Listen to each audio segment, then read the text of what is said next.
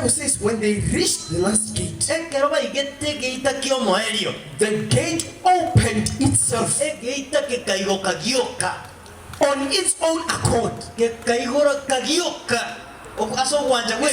Even the gate knew that the one who is about to come is the one who does not want stress in his life.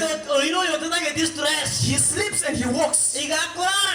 So instead of me bothering him to open the gate, I will just open myself. My dear friends, when you are in God's child, there are some doors that you don't need to knock on.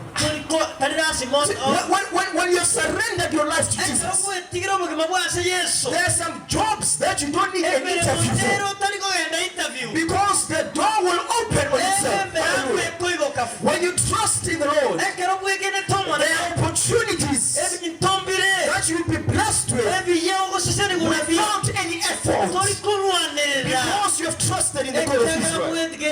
So the door opened on its own accord, and the angel and Peter walked. Then the angel disappeared. See, when God is done his business, he will disappear. Some of you need God 24/7. God will not be with you 24/7. Even Adam knows God used to visit him in the evening.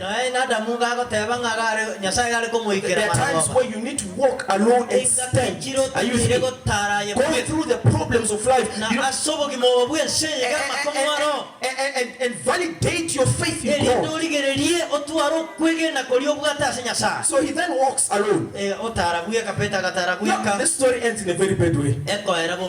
So he arrives, he knocks. But remember what we said. The church was